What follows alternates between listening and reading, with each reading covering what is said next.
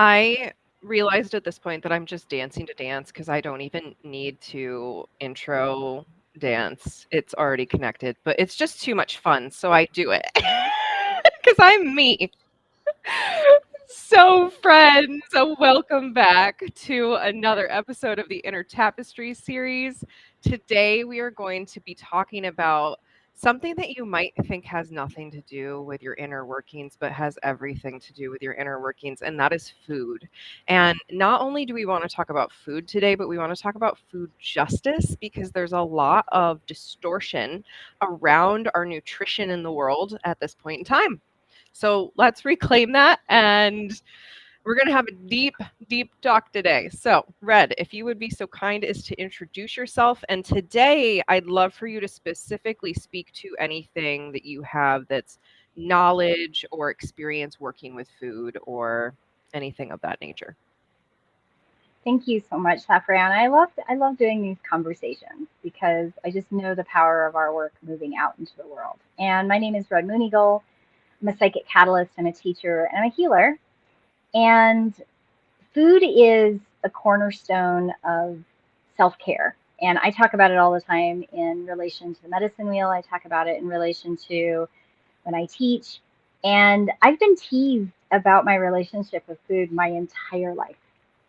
I go out into the world and I get teased, you're such a granola, you're such a goody two shoes, and it's not because I'm a picky eater. It's because I care about the vibration of what I'm going to put in my body because I know that it's so important. And my grandma got teased. She was always big into nutrition. She taught me a lot about it. It was reinforced over and over and over in my life about how important food is. My dad was definitely a foodie. And I mean foodie like try a thing, try a thing, try a thing, try a thing. And there's a story about when I was a child and my dad took me out to a restaurant and they had the plates out of like the cold stuff like your chopped up onions and your pickles and all the things, and they handed me an onion and I like ate it, and the woman at the table next to my dad was like, "Ah, oh, how horrible, you're torturing your child." And he goes, "Try taking it away from her." So I have always understood, even as a child, and it was reinforced over and over again, how important food is and the difference between food like substances and real food, and our connection to food in our world and how that food connects us to each other. Oh my gosh, we're coming back to that topic for sure today, that food like substances, because that is so important to talk about. But thank you for that. And oh, this is going to be such a good one today. In case you don't know me, I'm Safrianna, the Queer Spirit Guide. I'm a licensed professional counselor. And as a part of that study, I also started to study integrative medicine. So I was actually going to get a certification and like go all the way and do the doctor. And then I was like, no, we're not doing that. So I have the education and background to really understand some of these nitty gritty things, and then the spiritual background. So I have been a practicing druid since I was 18, and druidry really cares about the quality and the energy in our food. So it's always been something important to me. I started seeing my first nutritionist, who was actually an herbalist, when I Mm. was 23, and she was all about whole foods and pairing things with herbs and spices. Hmm. And so I really got a pretty early, like, holistic view of food from her. And that really kicked off me getting curious. And so since then, I've studied some of Ayurveda, which is our digestive Yeah. constitution, as Hmm. well as I have personally tried so many different food styles of eating. I have been on the fully pre-packaged food like substance train. I have been on the paleo. I have been on the keto. I've been on the full vegan. I've been on the vegetarian. And now I've landed firmly in a whole foods vegetarian camp. So I have lots of experience across different diets, and so Hmm. I can kind of speak to some of those different things too. So we're going to be bringing all of that to the table today as we navigate this. Yes. So I just want to start with the famous phrase, you are what you eat. Mm. because I remember hearing this when I was younger and I was like, that doesn't make any sense to me. And then as my brain kind of took in the bigger picture, I was like, oh, Mm. what goes in builds the building blocks that Mm-hmm. maintains the body. Mm-hmm. Oh, I literally am what I eat. Mm-hmm. So I wonder what your feelings on that statement are. Well, it's interesting. I don't even really remember the first time I heard it, but I know I was older. I must have been a teenager, I think, because I had a similar like that doesn't make sense and yet it makes complete sense, but it was the context in which it was delivered that I think confused me. Because when I think of looking at food, for me, it's a combination of both nutrition, minerals, and life essence. There's this understanding in my world that's been there my whole life, which is the interconnectedness of how we are connected to this 3D existence through our, and I say it jokingly and not, our human meat suit, right? This is the shell we live in. We as a soul, as an entity, could be from here or not from here. There's too many variations. But our meat suit doesn't interface well if it's not given the building blocks, the things that it needs to function well. But there's also an honoring of the interconnection. So when I think of food and I think of you are what you eat, it kind of makes sense, but there's a disconnection often in the delivery of that statement, which is the not just the nutritional things that your body needs, but the energetic and connected pieces of what you have eaten and where does it come from and who was the interaction, the intermediary between you and that food, and was the where the food came from, was that honored in a sacred way, was that acknowledged, was that entity of the plant acknowledged. I know that sounds way weird to some people, but there's so much validity in that statement that if you're a person who energetically or even emotionally can pick up the subtleties of what food may or may not be, or food like substance, which doesn't feel right, then even though you're taking it in your body and you think you're eating, the thing that I've noticed the most of is that people that are sensitive to that, that end up eating because they need the energy, like their body needs the thing, they become more and more disconnected from what they're eating because it hurts. Mm, Energetically, it hurts. Emotionally, it hurts. Food is no longer pleasurable yep. in a connected reciprocity of peace and acknowledgement. It becomes painful. It becomes pay attention to me, pay attention to me, pay attention to me. And they become more and more and more disconnected from what food is to their meat suit and to the vibrational awareness of who they are as an entity in that meat suit. Yeah. It can become very complex, but it's so simple to fix too, in my opinion. That's an opinion. I recognize I that. mean, unless you have Choices. yes, choices, and there are some people who don't have choices. There are That some is people with true. extreme food allergies, right? Like Yes. there are certain foods that I'd love to eat avocados every now and then, and I Hmm. can't because I'm allergic to them, right? So, Right. but most of us have more choice in food than we would like to admit. There's also, of course, the energy of preparing food, and some of us are already so drained because compulsory Right. overwork and also just like we don't prioritize food as a thing that we should spend time on, right? Like it's almost Well, glorified because that you it's can grab and go. right. It's glorified that you grab and go because you're also contributing to the capitalistic machine, right? Yep. And I want to also acknowledge that living in a food desert does affect your ability to Yep. have good access to food.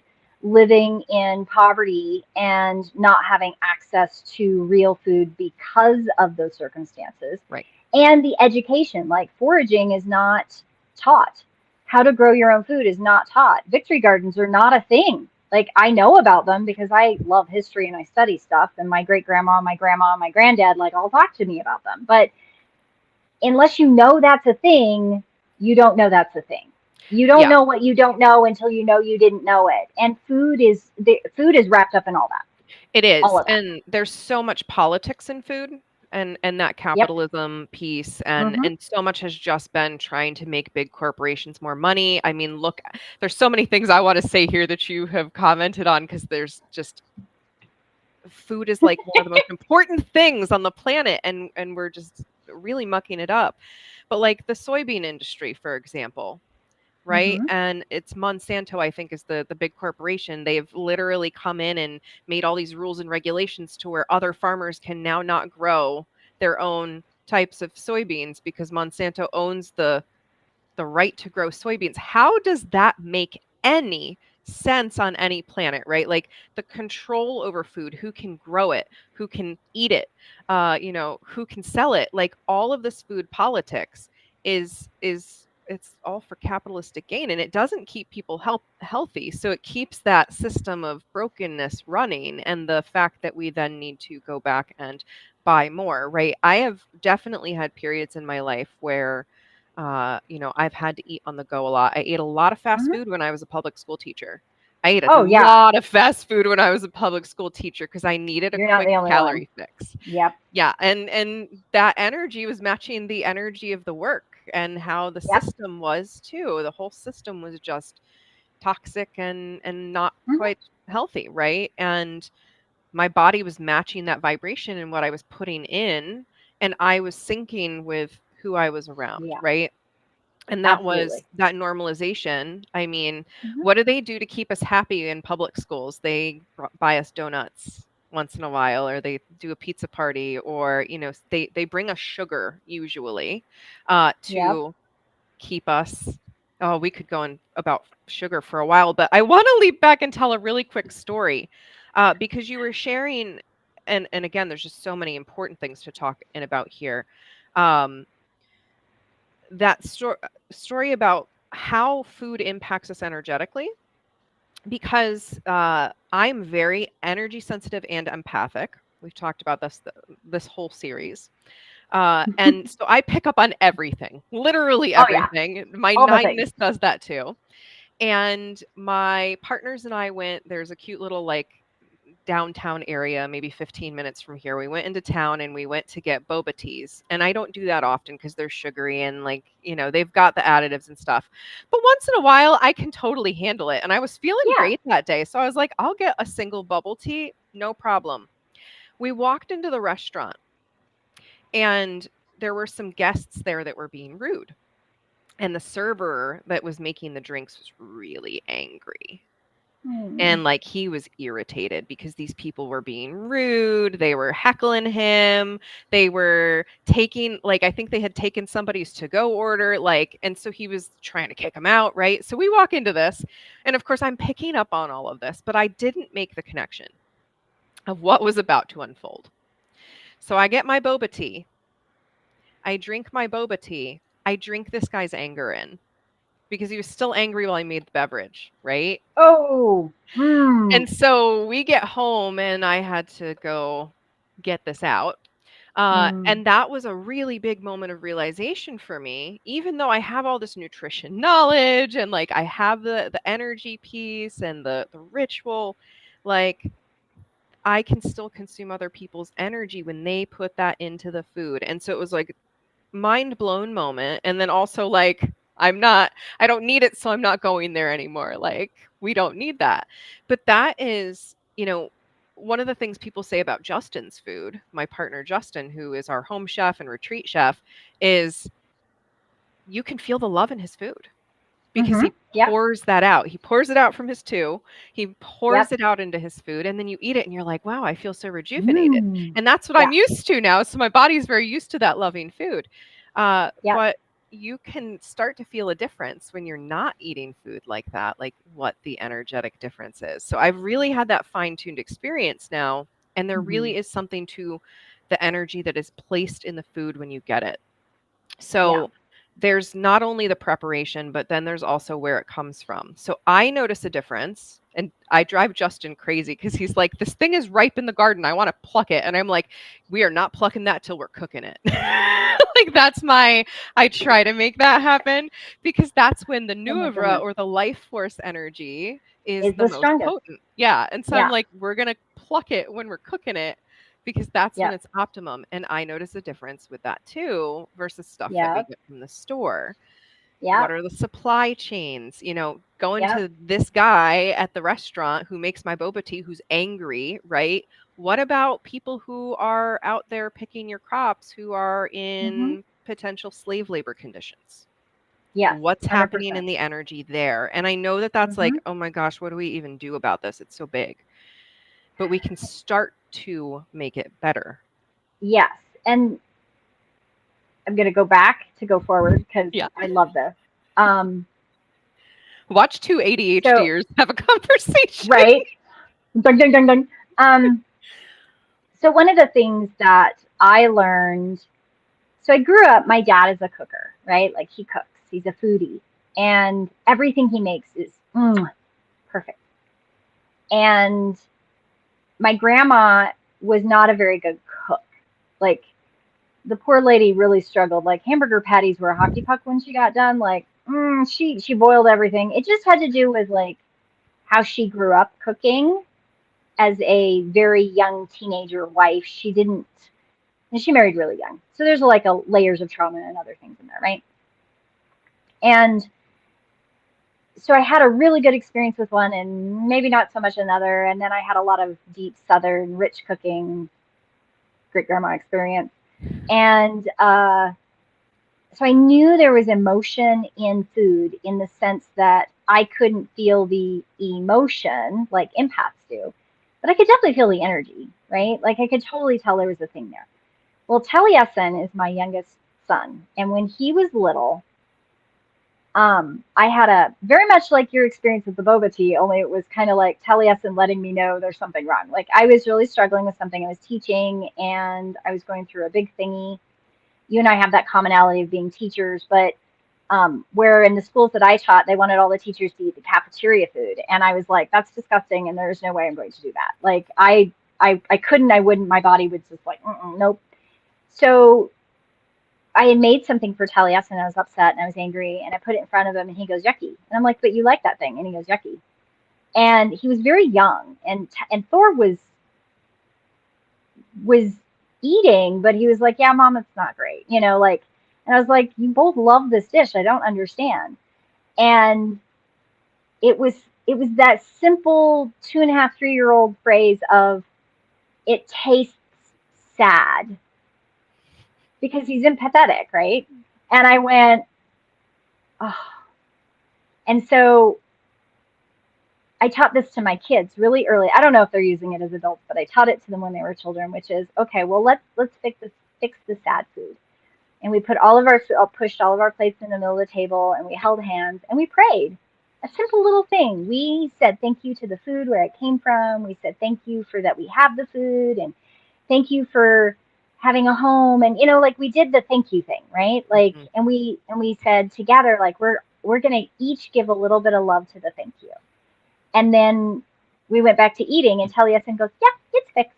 Like the Cutie. out of the, as they say, the words out of the mouth of the children or something. There's a Right. phrase there Out of the somewhere, mouth of but babes. thank you. And there is a quality of how food in our relationship with food and how we make food does matter where we are energetically, emotionally in our own bodies. Um, I remember my grandma telling me you shouldn't cook when you're angry, but she never really backed that up with anything. So it didn't, I mean, I kind of Didn't knew quite it. It stick. was a rule. Well, no, it was a rule I tried to follow, but it had never really anchored in an experience that brought it forward. And that little experience with Taliesin and Thor at the table will never leave me. Like I am so hyper aware of when I go to somebody's house and they're like, hey, would you like something to eat? And I'm like, no, thank you.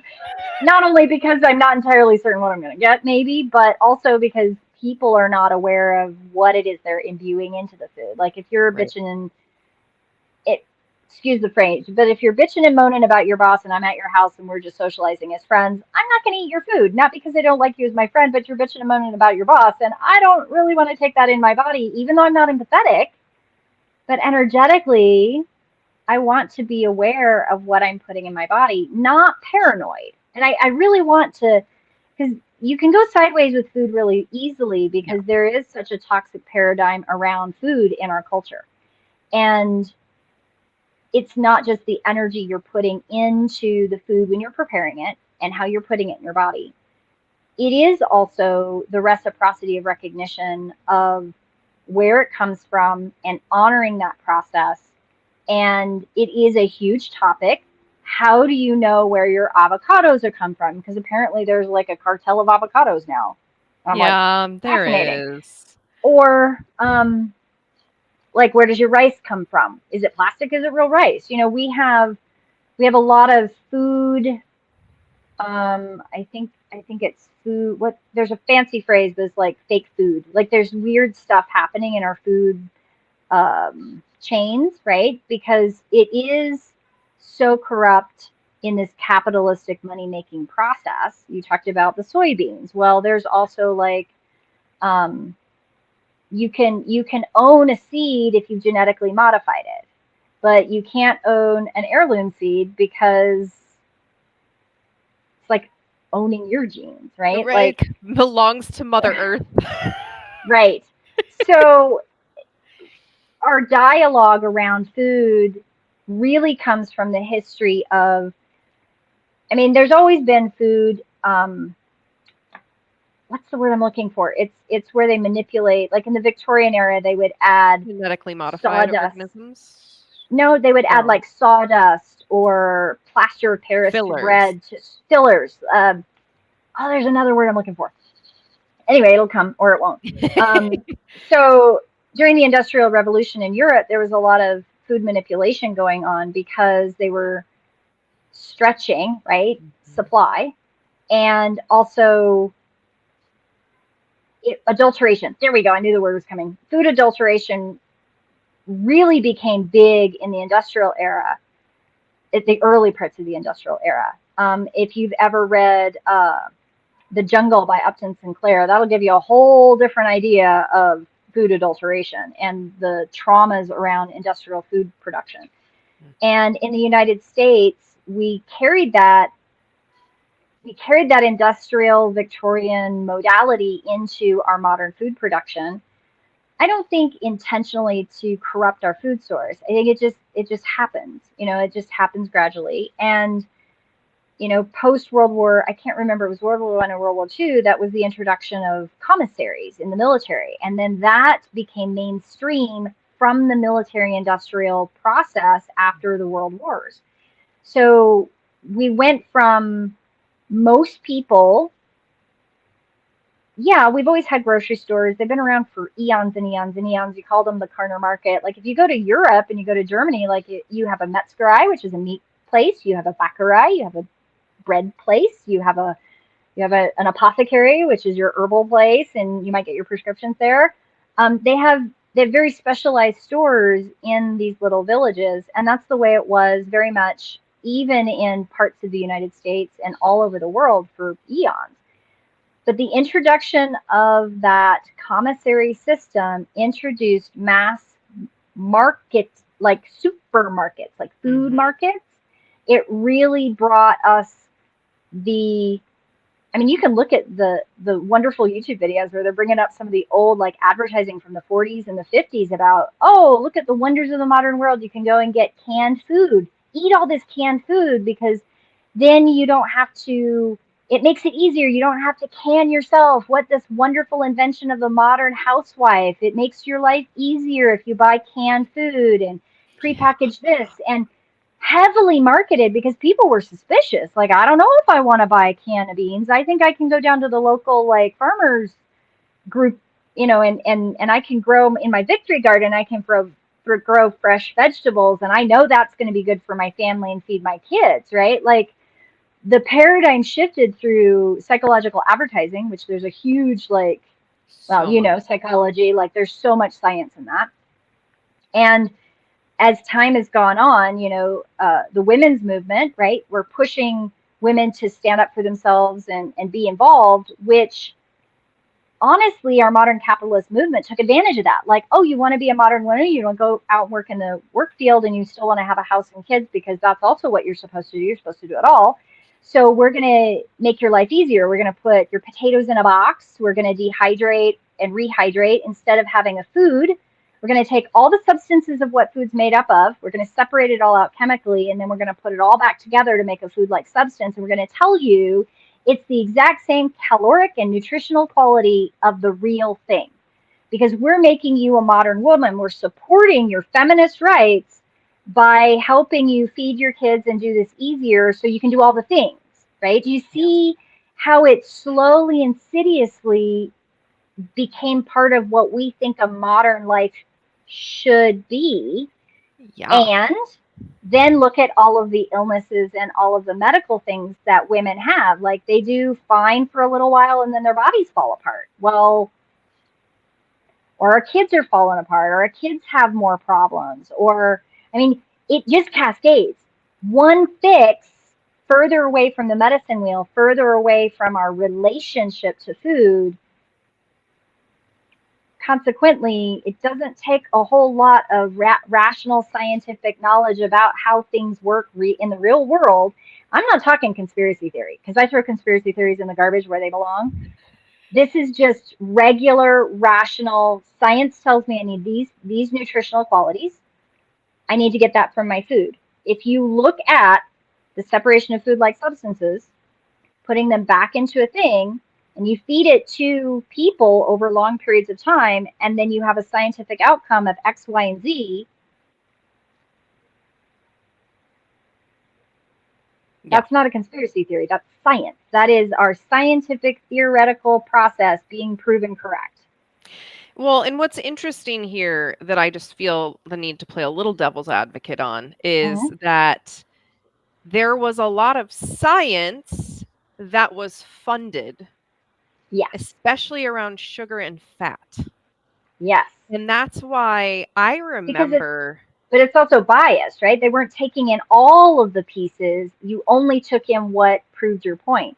And that's where conspiracy theory has to be thrown in the garbage with food, is like, you have to go, okay, let's look at all of it. Let's really look at all of it and not, I'm questioning. I'm not going to swallow that you say beans are good for me. Okay, beans are good for me. Why? Why are beans good for me? What does my gut do with them? Is it a calorie? Is it a sugar? What does my body need from beans? We have the science. Right. Yeah. And it's unfortunate because I remember growing up. So I grew up predominantly seeing commercials in the 90s. And that was the era of the low-fat yogurts. And oh my God. Everything was margarine. Margarine. I can't believe it's not butter. Food-like substance that exists, right? It's not even food-like anymore. It's so gross. But, there was this huge push of like, you're not supposed to eat fat, but then everything had a ton of sugar in it. And our bodies do worse on sugar. Fat is actually, like, healthy fats are required to transport the nutrition to the tissues of your body and your brain. So it's your brain. What did we do during that era of low fat? Like, what were people's, long-term health? And I look at my family and how we ate, and it was not good. And, that's another thing, like, because of there is a higher rate of poverty and food poverty, especially like access to good food is hard to come by. And I grew up in that. My meals, I either skipped meals, I didn't have breakfast often, I didn't have lunch often, and dinner was almost always something canned or pasta and red sauce. And that was almost all we could afford to eat. And so, of course, I had a resistance to pasta and red sauce. When I was older, I was like, keep it away from me. I never want to eat that again. That's valid. That is something that a lot of us go through too, is actual food poverty and just not having access to that food. So then we don't have education around it either. So then we're just trying to get by. And so I just want to circle back to that, like, no shame. If you're like, no, there's no shame in any of this. No. So how can you start to make those switches? Well, it's interesting because when I was a young mom, so in my early 20s, and I was on food stamps, and I always had really good meals. And I was at the women's shelter at the town I was living in, and I was getting counseling for a traumatic event I had in my life. And I had Thor, because I hadn't had Taliesin at that point. I had Thor at the table, and he's like, "I'm hungry." I was like, "Oh, you want lunch?" And he goes, "Yeah." And so I opened up the dishes because I had it was an old lunchbox anyway, and I opened it up, and I had, let's see, I had fresh made bread that he had a peanut butter and jelly sandwich on, where I had made a homemade jam spread thing. He had chopped up carrots and I think broccoli, and then I made a homemade ranch sauce because he was absolutely addicted to ranch, which I thought at the time was really disgusting, at least the bottled stuff. And he had an apple that I chopped up, and his grapes were cut in half because he insisted that he liked to eat them with a spoon. It's very strange. And then what else? There was, oh, he had a like a fruit bar. I'd made like a granola fruit bar thing. So everything he had in that lunchbox was fresh or made by me, basically. Other than the peanut butter. I didn't make the peanut butter. You can get that on the shelf, but I did buy the no sugar peanut butter, and that shit was expensive. But anyway, yeah, that's a funny thing, isn't it, too? Right. So there were a bunch of women there, and they were all like, I didn't even really notice it to begin with because we were all doing this like group discussion of women, and we all had our kids there, and it was all this trauma talking therapy thing. Right. And so I was not paying attention to other people's response to the food I was feeding my child. Not even remotely on my radar. Yeah. And at some point, I don't remember when, somebody like, "What are you feeding your kid?" And I went, "Food?" And she was like, "I thought you were on food stamps." And I went, "I am on food stamps." She goes, how much are you getting? I mean, I know it's kind of a weird question. And I gave her the amount. It was a really small amount. She was like, "You're getting like half of what I'm getting." And I went, "I don't understand where we're going with this." And it opened a discussion of how are you feeding your kid so well? Because she was a person who had grown up very wealthy, and their family had a thing happen, and she was on food stamps, and she was both ashamed of being on food stamps and also not understanding how I could feed my kiddo on food stamps so well. And I went, "Shopping?" I was very confused. And I know she was getting mad at me because I didn't understand where the conversation was going, because to me, it was just what you did.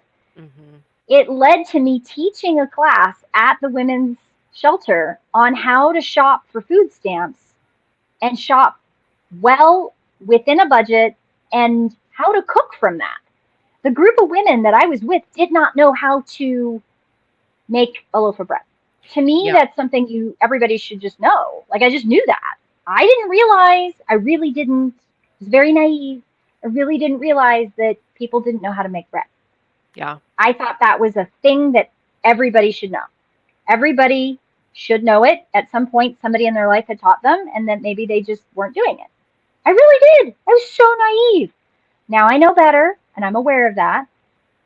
But we didn't have homemade bread because we were rich. We had homemade bread because it was cheaper to buy a 50-pound bag of wheat, grind it at home on the hand crank grinder, sift it, put the kernels back in, and grind it again. It was cheaper to do that than go buy a loaf of bread. Right. We were not rich. We were low middle class to the point of poor, depending on which person I was living with in my family at the time. Like dirt poor to low middle class poor, right? Yeah. So I didn't know until I was in junior high that you could make macaroni and cheese from a box. I didn't know. I didn't know that was the thing. I didn't know they made that product, because we bought whole cheese, whole milk.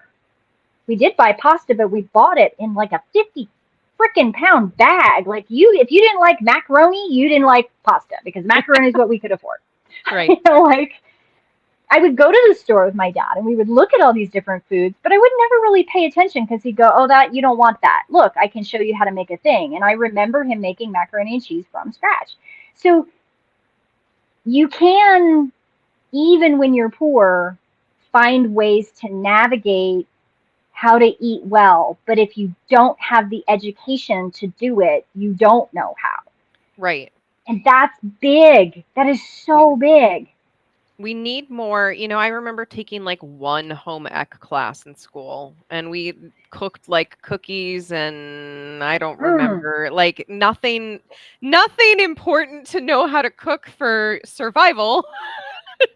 But I had to teach myself to cook because I was caretaking younger siblings and I didn't always Mm-hmm. feel good about the packaged TV dinners. Like they felt off to me. Mm-hmm.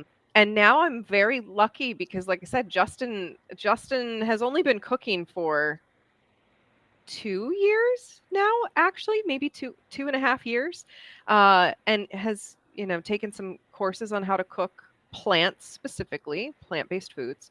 And like once you start to learn some techniques and you learn how to spice things, you can eat Oh, yeah. very cheap.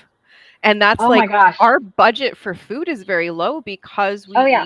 we have bulk grains, we have bulk Mm-hmm. beans. Mm-hmm. We're lucky enough to be able to grow some limited crops in our yard this year, and Mm-hmm. those things make a difference. But all of this is new learning for him.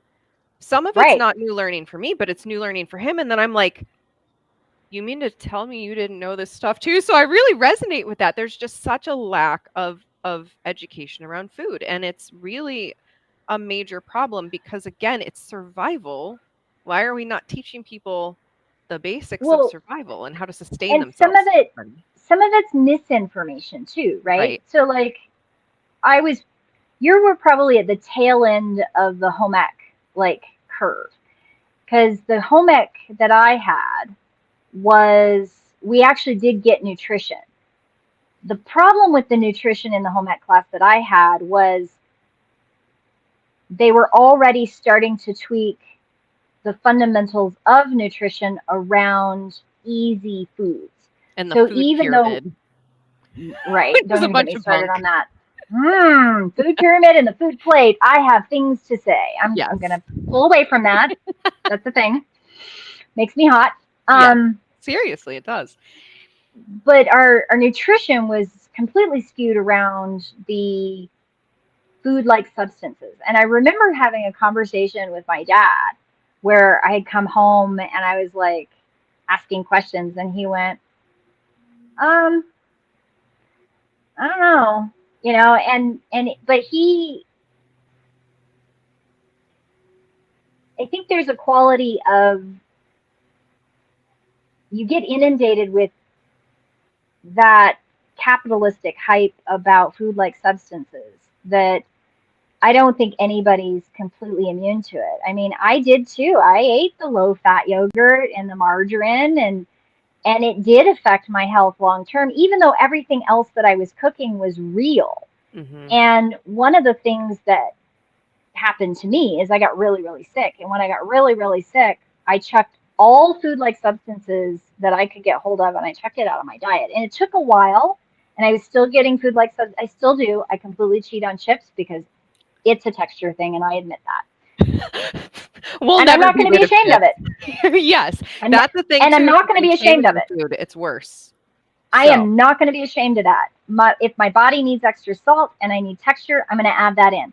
But I do, and I am conscientious. And when I added butter back in, when I added full fat yogurt back in, when I added full cream back in, and I stopped feeling guilty about it, like, my brain worked better. My ability to overcome toxic mold was better. My mast cell activation flares were so much less intense because I was then going back to my roots. I was really going back to the weirdo hippie granola that I am around food, and I am not apologetic about it because it matters. it does. And if I can teach that over and over and over again, I will die on this hill. I will die on this hill and be okay with it, Yeah. because when people embrace it, they feel better, and when you feel better, you can connect in the world better wholly. as a whole entity, connected and feel safe. Yes. And food is safety. So when you're Food is not food safety. safe, it impacts everything. Yeah. And there's I follow a couple people on YouTube and Facebook and social media that give me hope. They really do. They give me hope. Um, there's always the risk that somebody's going to go off into left field and join the purple Kool-Aid group, but at the same time, there's a validity in some of these people's work where they're taking poor neighborhoods and they're co-opting. They're taking a piece of an empty land plot and they're building a community garden, and they're teaching their neighbors how to teach their children how to eat real food, be safe with that. Um, and there's a lady, and I can never remember her name, but she does, like, she lives in New York City in a tiny little cubicle, and she grows food. She grows food in her cubicle. She's like, in New York City, oh my goodness, if the planes didn't come in every single day, that city would starve in 72 hours. Like, I mean, at least it would lose its mind anyway. But like, there's a quality of, there is a lot of food variety there because of all the different cultural influences in the intersectionality, right? But you can still live in New York City and not have access to real food because of the food-like substances that are everywhere. There are. And I've lived in the South. A dollar store is on every damn corner, and a dollar store has food-like substances. There is no fresh material at a food dollar store. It Right. doesn't exist. And the amazement that I have about the South, just in the basic environment that you're living in the South, you have two growing seasons, and there are people that don't know how to grow food. And you can grow enough for two families in one summer, two families of four in one summer. I mean, I believe it. We just started our garden in this yard, and we went very light on what we planted this year because we didn't have the money to Just get the, starting. to get a lot of Yeah. soil and beds Yeah. and whatever else we need. So we just did what we could. And Hmm.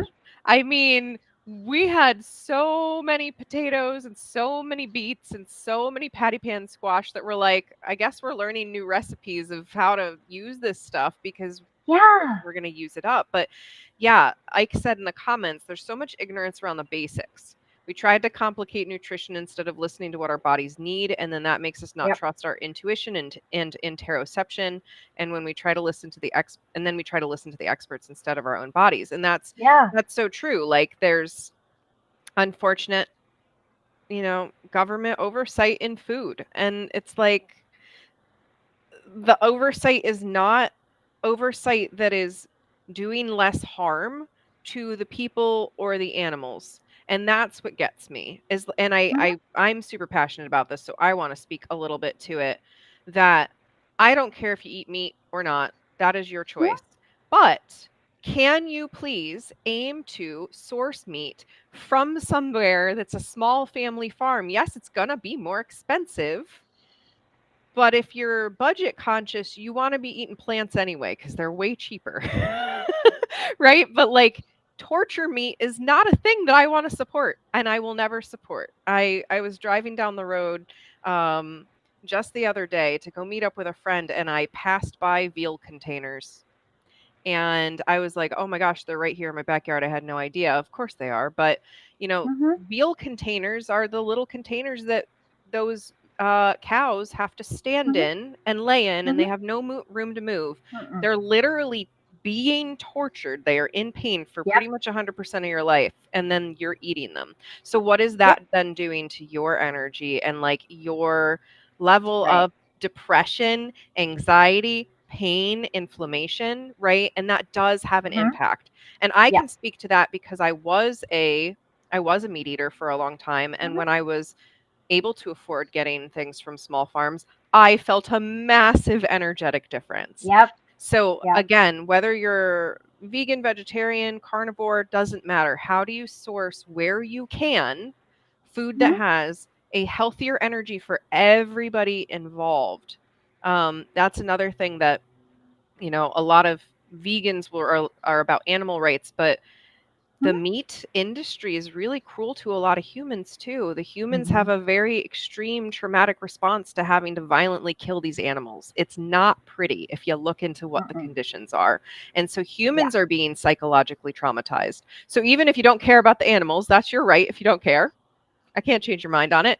But do you care about the people, right? Because they're not Right. doing well getting you, especially pork. The pork industry Yeah. is the things they do there are just atrocious.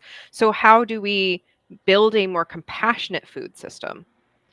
Yeah. Because we have the means, and that's like Mm-hmm. the government control has convinced us that we don't have the means to make Right. this stuff happen. We can't change it. It's too expensive. It's too expensive. Why would Yeah, you change it? It's too expensive. right. You'll Like put people out of jobs. Why would you do that? all these You're, stories. hor- you're horrible. Why would you do that? Well, it's interesting because I can't help. I'm a history buff. So one of the things that people don't remember or know or understand is that back long time ago, Western Europe, right? Um, at one time, gout was a rich person's disease. And the reason that gout was a rich person's disease is the rich people were eating more meat and less vegetables because vegetables were a poor person's food. Now, when you come over to the colonial Americas and you start having a little bit more equitability, there's a little bit more of it's an interesting trend that changes, right? Where when you come over to the Americas, like you got to grow your own food. You got to figure out what you can grow because you're going to starve. And they did a lot of snare trapping. So there's a lot of lean meat foods that were in everybody's diet. And poor people in Europe also ate a lot of lean meat because the big fat rich meats, those are the ones the rich people ate. And since in many places in Europe it was illegal to kill a deer because that was a rich person's meat, you ate a lot of rabbit, squirrel, stuff like that, dove, birds, um, duck. I believe it was duck or swan, one of the two, or maybe it was both of them. And in England, you couldn't kill it because that was the king's bird. Um, but those two birds also have actually a lot of fat in them.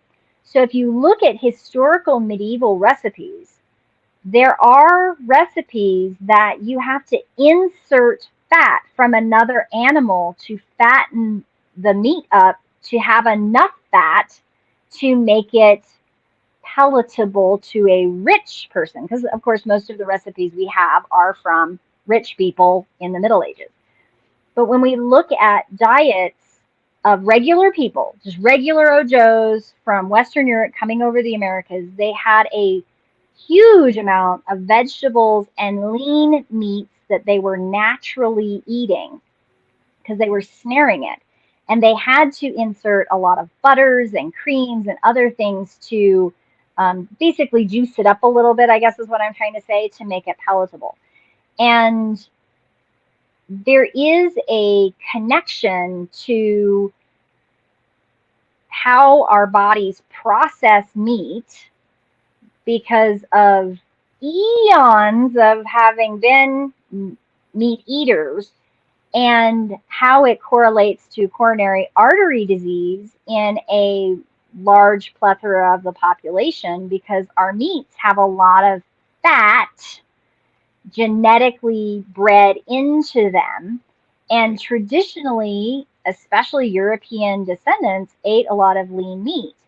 And if you have Native American and some different kinds of indigenous ancestry, you need a certain amount of protein in your diet because your type of vegetables and your foraging looked different than European vegetable foraging and the type of meats we eat. So if you have a lot of white people ancestry, clearly myself, right? It behooves me to look at like rabbit, squirrel, dove, moose, deer, other kinds of leaner meats with more vegetables in my diet that have a more of a variety to keep my gut brain biome balanced. And if I eat heavy fat meats, I'm more likely to coronary artery disease, and heavy fat meats and genetically fattened birds and different kinds of meats and pork. Pork is, there's a reason that pork should be limited in so many ways, but I'm not going to go into that because you and I both know there's a whole thing there. There's a whole But thing there. there's a whole thing there. But if you're just looking at those things, it behooves you to look at, well, why am I being told that this is necessary and told it's okay not to eat my vegetables? Well, there's a capitalistic thing there. But what we know of how our glucose cycle works, with what we know about how our genetics play into how we digest food and how our body uses it and what that balance is, you can go back in history and look at, oh, gee, my heart disease didn't show up in my family until 4 generations ago. Or it only emerged 2 generations ago. Or, you can really start looking at what we know about genetics, what we know about our ancestry, what we know about science and how food works. And it starts to make more sense as to, it would make more sense to, if I'm going to get meat, eat from somebody that's locally sourced. Or, I mean, I'm blessed and I know that. I know that I have privilege here. I can go to a meat shop. There's like 5 of them in the county. I can go to any one of them and they always have deer, moose. They've got goat. Goat is an amazing meat source because it's lean. And most people, if they raise goats for meat, it's the local person that's growing it. You're not going to find very many goat mass farms because goats don't respond well to that. They're kind of smart. Just FYI. Either really dumb or really smart, depending on how I talk to it. Sheep meat, or lamb, I guess I call it lamb. Some people don't like that. That's okay. Every meat has a flavor. There's a lot to it, but I'm blessed where I can get locally sourced meats that I know. I mean, I've been to all the butchers in the local area, and there's one butcher I prefer because energetically, when I walk in the door, I feel like there's an honoring process that's going on there. Yep. Like he genuinely, like, I think he's empathic, so I feel like there's this like other quality that I'm picking up on, that he genuinely tries to do a good job. Where the other butcher shops, not like they're not trying to, but like energetically, I can just feel the difference, right? Like there's a quality. And it's so funny. I was listening to him talk to another customer the other day. I went and picked up, I needed to get some liver because my personal body, I have low iron issues. So I cook with a cast iron and I eat liver on a regular basis. And he was talking to a customer, right? He was talking to a customer, and I wish I had the ability to record that. He said, "Don't forget to eat your vegetables. Just because you're buying all this meat doesn't mean you should avoid your vegetables." Like, it was so cute. I was like, "Oh my God, I could clone you." Because you don't hear that. Yeah. You don't hear that, right? No. And especially in the prevalence of keto as a dietary style these days. Well, and this is, I wanted to talk about the commercial food thing. I worked in a chicken processing plant years and years and years ago, and I was not able to eat chicken for about a year. So I wanted to touch on the trauma that people go through in our modern food production process. Yeah. And it is real, and I wanted to validate that from my own personal experience. I would never recommend it, ever. It's awful. But I do eat chicken. I do try to go as local as I can with it. Mostly because if I tried to get chickens, I think my husband would probably have a hissy fit. Like, he has no interest in going. He's like, I married a hippie, and I admit that, but I can't live the hippie lifestyle. Like, the idea of getting chickens makes him like, nope. He's like, if I'd have wanted a farm, I'd have gotten one. I'm like, but farms are amazing. So there are sacrifices I make in my life, right? But there is a place when we're looking at where our food comes from, the trauma of what the animal incurs in the process. Is that trauma necessary? No, I really don't think it is. And one of the ways, this is a theory and I'm gonna throw it out there. What if, as communities, individual communities, learned how to be food independent from each other in a healthy way?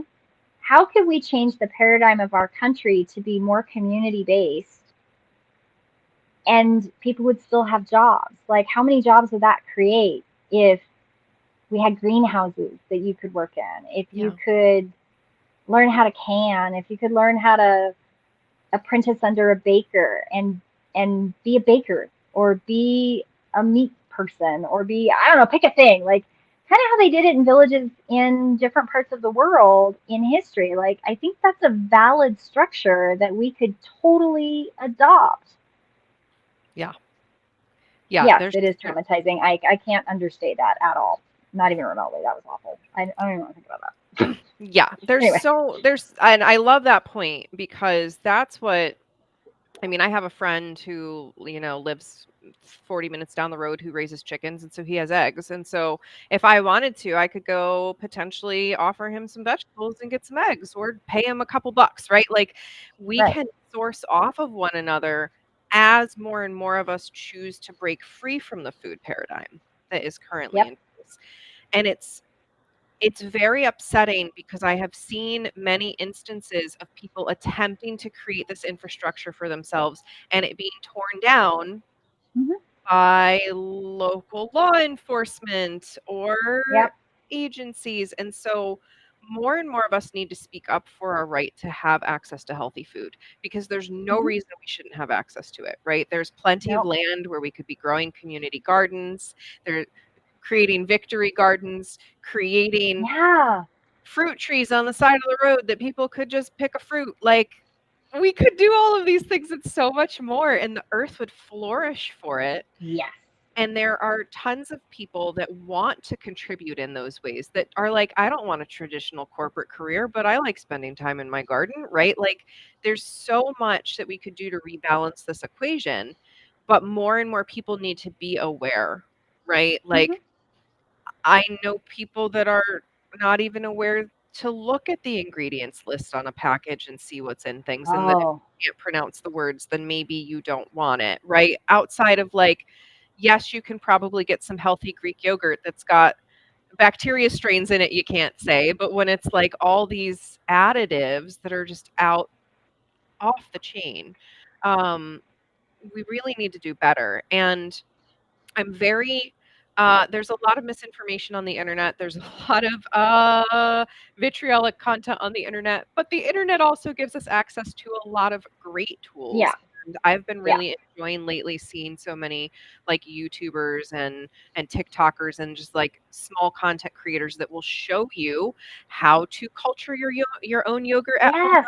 You've gotten some yogurt from the store, how to take stuff that you've bought at the store, like the basil that you get in the plastic wrap that's Right? got the roots in it, like Yes. how unravel that and plant it in a pot. Like we can, Microgreens. Microgreens are easy. yeah. Easy. So these are little Countertop. things we can start to do Yeah. to invite Yeah. that. To use the Druid term again, the Nuvra is the life force energy that we all have, and plants Hmm.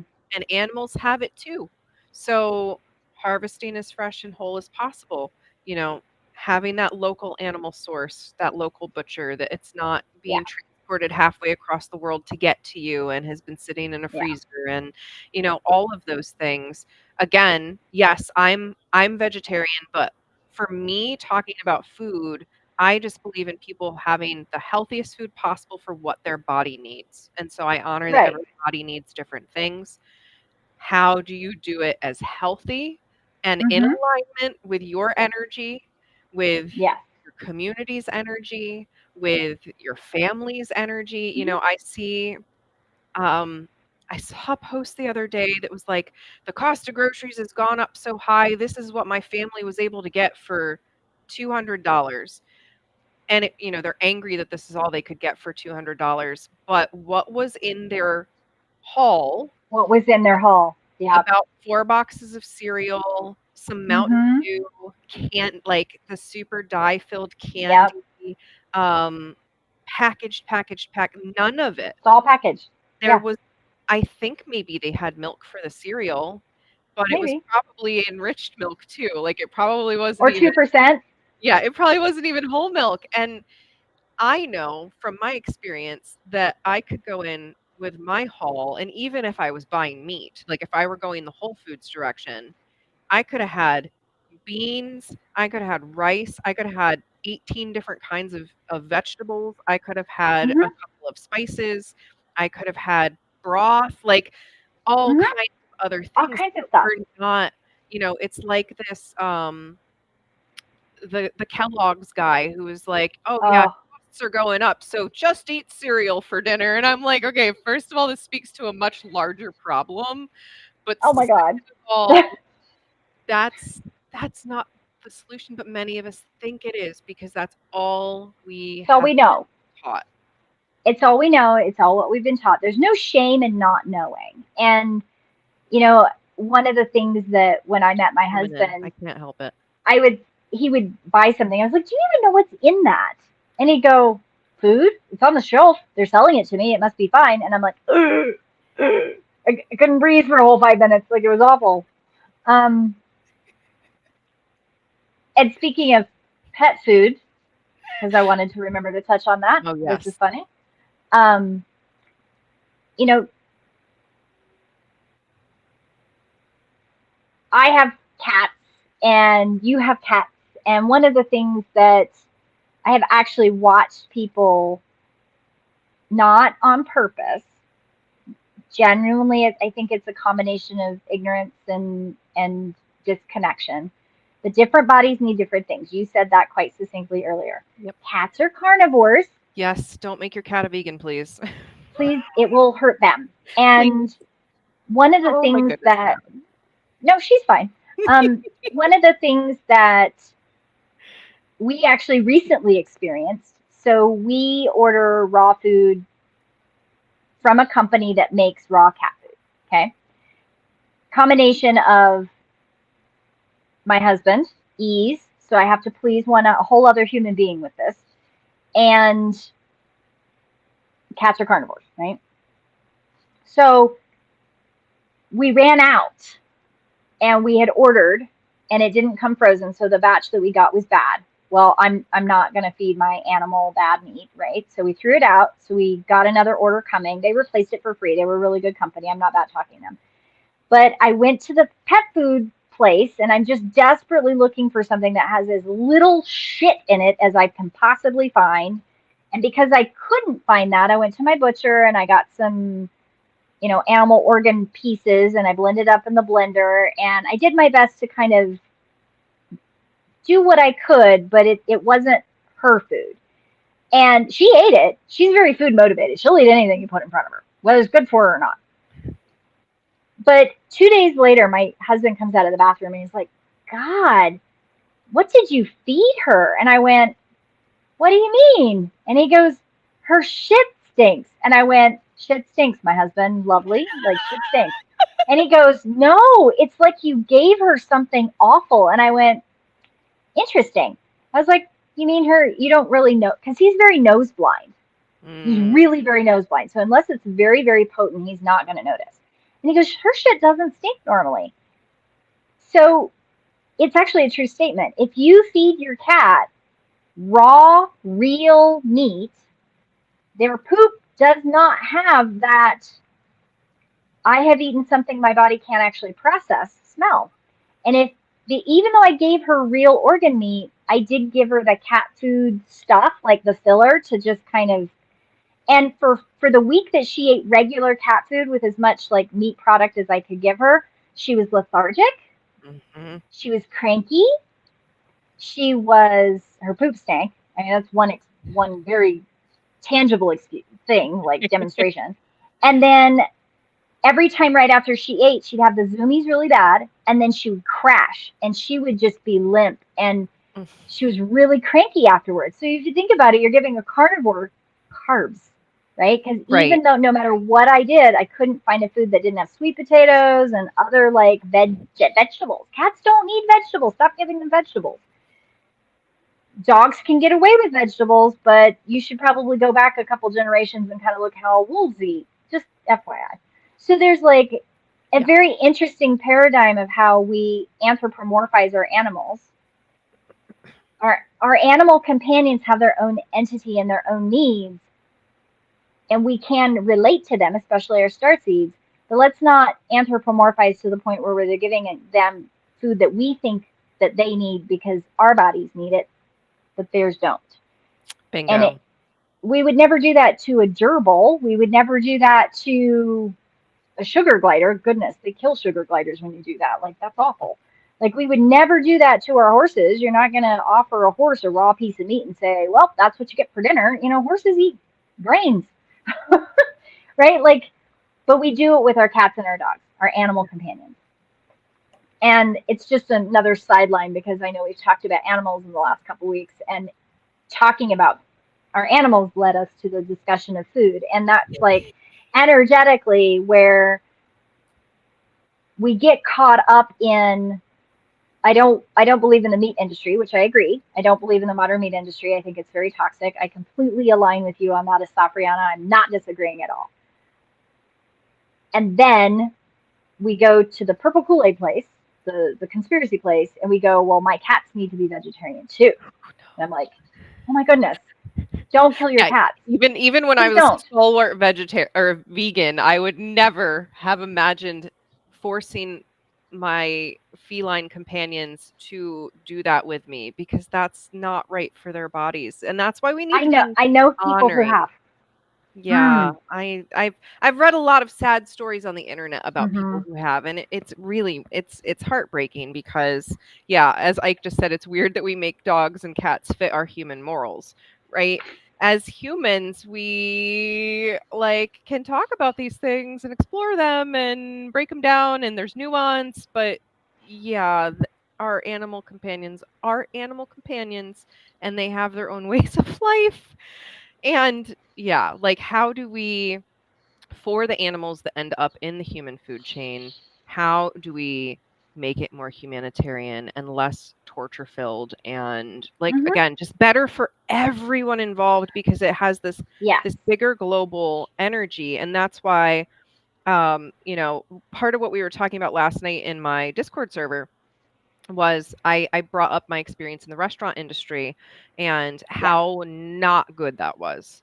And Mm-mm. I have a lot of friends who are very passionate about the food industry, and are either wait staff or are chefs or whatever.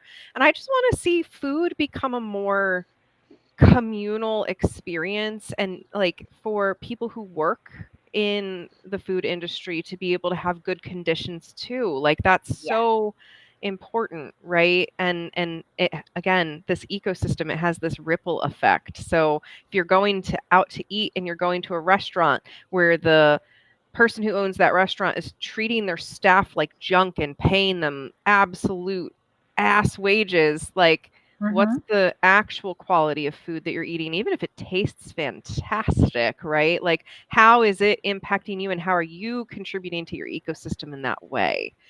Yep. So, and I remember we had I'm so sad they closed down. There was this adorable Peruvian, I'm wanting to say, Mm. vegan restaurant that came up downtown, and Ooh. they had some food-like substances. Vegan comfort food almost always does, but Yeah. they poured love and care into their food, and it was so good.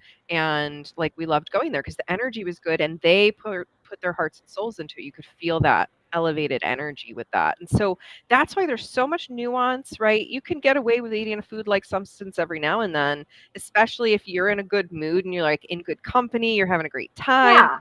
versus that, 100%. like, I am so depressed, I'm shame spiraling and eating this entire gallon of, like, Oh, processed, not even actually ice cream anymore. I love that a lot of the ice creams now, they don't even have milk in them. That's they alarming. don't have actual food in them in any way because they're catering to these hype diets. Like, I think it's Halo Top. I think Halo Top is the one that's like keto friendly. I think so. It's icky. It's icky. I used to eat a It's lot of that too, and I would notice, like, something feels a little bit off here, but I didn't want to admit that because it tasted good and it was low calorie, right? And we need to change this well, really. it's very interesting. I love my husband. He's like, I don't like monk fruit. I don't like stevia because it doesn't taste like real sugar. But then he'll eat one of those weird ingredients only keto paleo bar things, and He's like, but it's got low sugar. And I'm like, I know my lovely Ike is still watching, and I'm gonna call them out viciously as we start to wind down our conversation. But that's like those are those catchphrases like low sugar, low fat. Ike's is yeah. protein. Like anything that says protein, they Uh, go eat it. that's So my being husband. My aware, husband does it too. Hmm. like being aware of these tricks that Yep. It's companies tricks. use to make things seem healthier than they really Oh are, but yeah, and they're good at it. over. Oh. Read that ingredient label, like what is in it. And if you Hmm. not like, oh, I could grow this in my garden if I wanted to. Like that's even my rule for my skincare now. Is like, Right. could I grow this in my garden if I had the resources and the time and the effort to grow 5 trillion different things? Ah, then I Right. want the product because I could make it myself. Yes. What's cool about the protein thing is my husband, he knows because I've taught him. He knows how to read the labels. And if he doesn't want to read the ingredients, he'll just go to the little chart on the back that says it's got more protein versus sugar. Like it's his cheat. He cheats it on himself deliberately. And I like, as long as you know that you're trying to trick yourself, I'm not going to say anything. But I don't want you to think you're tricking me too because you're not getting there. We're not. I'm not going to let you try to trick me just because you're tricking yourself. Like Right. we don't play those games. And it's funny because he'll. That's a whole other thing. But food is. I think food because it's one of the key pieces in the wheel. Food in the wheel is the outside circle. It's the outside circle of the medicine wheel. You have body, mind, spirit, emotion, and they relate to things. But that outside wheel is community, and food is what pulls us together. It the irony that I can never get past is that when we eat together, we honor, I mean, we've been taught it from generations and generations, all the way back. All indigenous people do this in one way or another. You thank where the food comes from together in the community as you eat together. That's why families sit down and eat a family meal. Like, you can ascribe to, I don't want to pray over my food because it feels very Christian triggered. Okay, that's valid. And you can still honor your food. You can honor how you're making it. You can honor when you pick. You can honor when you go to the grocery. I honor stuff I bring from the grocery store. I honor all the things that I put in my body. And I'm constantly seeking new ways of combining things, creating new flavors, adding new foods. There's an interesting study that's fairly recent, and Well, I was hoping you were going to it, bring this up. I think I know I don't know, exactly what one you're talking about. I don't know where I'm going. I don't know if you know where I'm going, but a very recent study about the gut brain biome. And it scientifically went into what are the components of what makes good gut brain biome. Like how do you get there? And one of the things that came out of the research was if you eat 30 different kinds of food, I think it's in a week. I think it's a week by week. I think that's That's what their yeah, criteria it's was. week by week. You try and Right, switch and bring stuff. right. And it's interesting. Like I did a gut test a couple months ago because I was curious. Like I've done them off and on over the years because of mast cell activation and all the health problems I've had. The one thing that has never changed in any of, unless I was really, really sick, was that my gut biome is so healthy. And even when I was really sick and on a medication that it's literally something that most people who take this medication, it destroys their gut. It absolutely destroys it.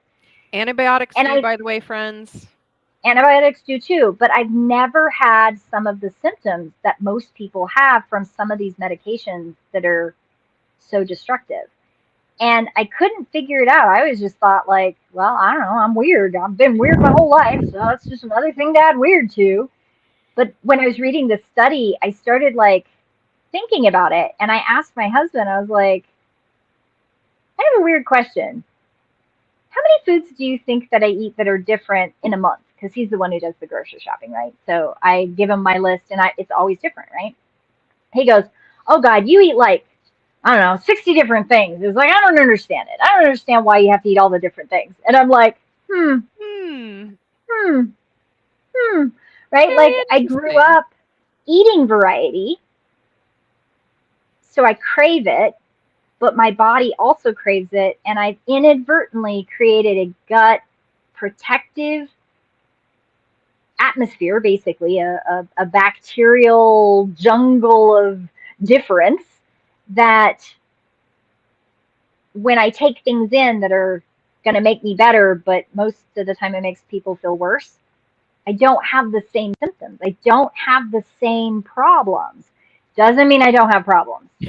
Right, right. I got Yes. my own problem list, my own problem tree. But when it comes to the gut biome, I have a very healthy gut, and such a healthy gut that every time I do one of those gut tests, they're like, "What are you doing?" And I'm like, "I don't know, I just eat food." Eat real But food. Yeah. it's real food. I do. I pray over my food and I honor in reciprocity where my food comes from. I'm constantly changing. I'm trying new things. Like I've eaten things that some people go, ew, why would you eat that? I'm like, hadn't had it before. I don't Might know. as I don't well like it try. unless I try it. Right. But you couldn't catch me ever, ever eating asparagus. It's nasty. I don't like it. Ew. Meanwhile, our polycule, that's one thing we all agree on. We love asparagus. We have Love asparagus asparagus, plants right? growing out back. So excited to harvest those in 2 to 3 years. That's a Ooh, long right? haul crop. Oh, I think it's exciting that the variety of what you can still eat. And when I tell people I don't eat asparagus, they're like, "How do you not eat asparagus? Like because that's like it's a core green thing to eat." And I went, "I will eat pretty much anything else. Mm-mm, nope, not interested. Mm-mm, yield." Right? Like I can still get all that variety and not eat the one thing that I don't like. Right? So like, there's no you can intellectually trick yourself and still fool yourself into bad habits, or you can do that same psychology and heal yourself. You can yes. heal your connection to food and you can heal your community connection through food. And the psychology, I'm going to throw this out there, the psychology of Costco, where they give you food, is deliberate because they are creating a community connection through food to get you to buy more things that are not real food but are food like substances. I'm just going to throw that out there. Do not be a Costco purple Kool-Aid person. Just saying. I've never actually been in a Costco ever, so It's I big don't out here. know what Oh, I'm missing or not missing. But you don't. anyway, this has been, I hope, very illuminating for people, one way or another, something that maybe you haven't thought of before. But yeah, I'm very, very passionate about food and nutrition and just us fueling our bodies in the most natural, wholesome ways possible. And Oh again, yeah, that impact piece, I'm always going to talk to the impact, right? That of impact course. piece is so important because we have a ripple effect, and what we Hmm. eat can have a ripple effect, not just Yes. inside our bodies, but outside too. So, Community. It's the community community piece. piece, You cannot consume food and not impact someone. right? Period. You cannot do it. There is no disconnection. You think you are, but you're not. If you Yeah. grow stuff in your backyard and you have surplus, take it to the food bank. Find a family that has never eaten fresh zucchini, right? Go next door, walk down the street and go, "Hey, I have an extra zucchini." And somebody may go, "Ew." And I'm like, "Oh, but what about zucchini bread? Would you like that?" And they're like, "Oh, Oh, zucchini bread, yum. right, Which actually that right." reminds me of something fun, which is that we have so much abundance of patty pan that I'm like, I wonder if I could use a Mmm. patty pan like a zucchini and make a patty pan bread. This is where when you Ooh. have that fresh stuff, you get to experiment and play Yes. and surplus. Right. Absolutely. This is fun. I got gooseberry bushes for the first time, and I love gooseberries. I grew up eating them out of my granddad's yard, and I got gooseberry bushes. And I thought for sure I would not have gooseberries the first year. I've been eating them off the bush as they ripen. Actually, I was eating them before they were ripe because I like the bitter gooseberry too. Mmm, it's so good. It's so good. And my husband's like, gooseberries? Wow. And This I'm is like, where we're allowed you're to like right. different things. We Yes. can have different food I preferences. don't like asparagus, and you like asparagus, that's fine, but I'm going to eat all the gooseberries I want. Like, there's so much option. I was out in a walk the other day and I found wild carrot, which is also called Queen Anne's lace, which is also in the family of a poisonous thing. So if you don't know the difference, please do not go seek them out. Like, you Yeah. need to know your identification. Have You will kill foraging yourself. Don't do that. education. Yeah, please. And I pulled some up and I was just like pulling them up out of the ground. And then I, shook off the dirt and poured a little water from my water bottle. And I was just chomping on them walking down the thing. And this guy who apparently did know that Queen Anne's lace is similar to another thing that could kill you. And he about lost his cookies. He's like, oh my God, you're going to kill yourself. And I went, no, no, I actually do know. This is here, look, Queen Anne's lace, wild carrot, yum, yum, not poison.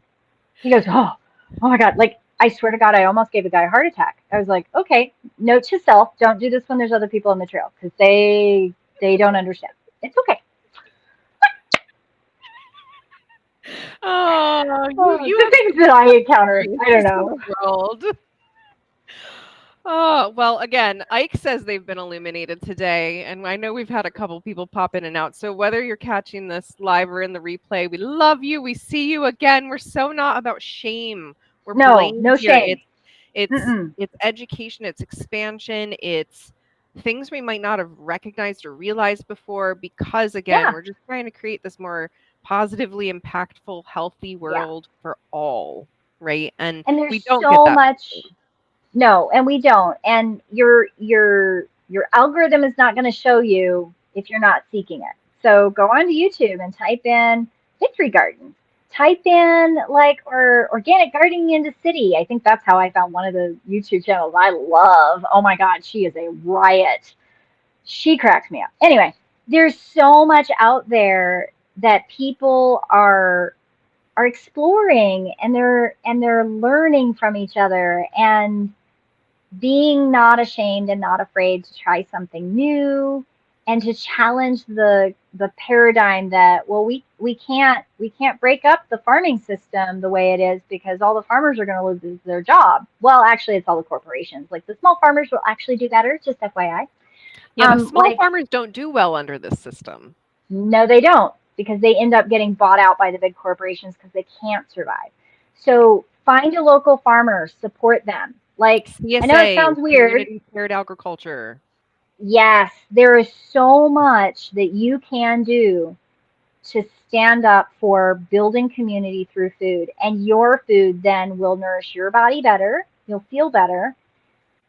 And I'm not saying going back to like that whole paradigm of, well, to be a modern woman, you have to do all the things, because that is where the psychology really shifted in the United States and why so many families lost the ability to make bread.